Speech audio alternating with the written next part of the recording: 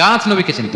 বিষ্ণু ইসলাম বললেন যে তোমরা বুঝতে পারোনি এটা কিসের আওয়াজ, এটা হচ্ছে ওই মরা খেজুর গাছের আওয়াজ। আমার বিরহে আমাকে যে পায় না, তার গাছে ওই যে আগে যেই মরা খেজুর গাছের পিলার মধ্যে হেলান দিয়ে ওয়াজ করতেন, ওই পিলারটারে আদর করতে আরম্ভ করলেন। মসজিদে নববীতে খেজুরের গাছ দিয়ে পিলার করা হতো। বিষ্ণু ইসলাম একটা খেজুর গাছের মরা খেজুর গাছের পিলারের মধ্যে হেলান দিয়ে তিনি খুতবা দিতেন। বিষ্ণুনবীর বড় কষ্ট হতো। এক সাহাবী বলেন, ইয়া রাসূলুল্লাহ, আমার একজন কাঠ মিস্ত্রি পরিচিত আছে, আপনি বললে আপনাকে একটা মিম্বার বানাই দিব। কি বানাই দিব? মিম্বার চিনেন তো না? খেজুর গাছের পিলারের মধ্যে হেলান দিয়ে কথা বলতেন। এবার ওই যে মিম্বার সেট করা হয়েছে ওই পাশে, ওখানে বসে বসে এখন তিনি নাসিহাত করেন। তো একদিন আলোচনা করার সময় হঠাৎ সাহাবারা কান্নার আওয়াজ শুনতে পেল। কান্নার আওয়াজ শুনতে পেলেন, তাও 10 মাস গর্ভধারিণী উটের কান্নার আওয়াজের মধ্যে। সাহাবারা ভয় পেয়ে গেলেন, কই কোনো উঠতো না, এটা মসজিদের ভিতরে কান্নার আওয়াজ। বিষ্ণু ইসলাম বুঝতে পারলেন।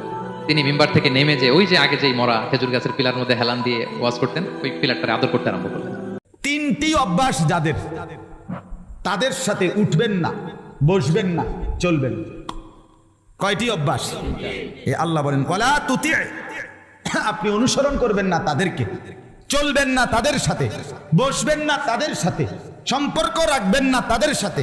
তিনটি বদ অভ্যাস যাদের। এক, মান আগফালনা কলবাহু আন যিকরিনা, যার অন্তর আমি আল্লাহর জিকির, আমার স্মরণ থেকে খালি। 3 ঘন্টা যার লগে চলার পরেও এক